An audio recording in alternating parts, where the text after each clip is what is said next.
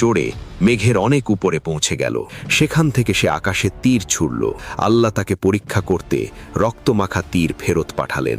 নমরুদ যখন দেখল তার তীর রক্ত নিয়ে ফিরে এসেছে, তখন সে পশুর মতো উল্লাস করে চিৎকার করে বলতে লাগল যে সে ইব্রাহিমের খোদাকে নাউজবিল্লাহ হত্যা করে ফেলেছে। এই সীমাহীন ধৃষ্টতার সাজা দিতে আল্লাহ কোটি কোটি মশার এক বাহিনী পাঠালেন। তাদের মধ্য থেকে একটি অতি দুর্বল এবং ল্যাংড়া মশা আল্লাহর দরবারে আরজ করল, হে আমার রব, সবাই তো নমরুদের শক্তিশালী সেনাদের উপর আক্রমণ করছে। আমাকে এমন এক সুযোগ দিন যাতে এই অহংকারী বাদশাহ বুঝতে পারে যে আপনার সৃষ্টির মধ্যে যে সবচেয়ে তুচ্ছ সেই তাকে ধ্বংস করার জন্য যথেষ্ট। আল্লাহ সেই ল্যাংড়া মশার দোয়া কবুল করলেন।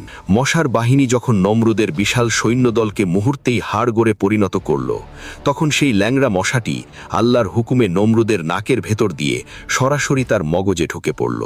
মশাটি তার মাথার ভেতরে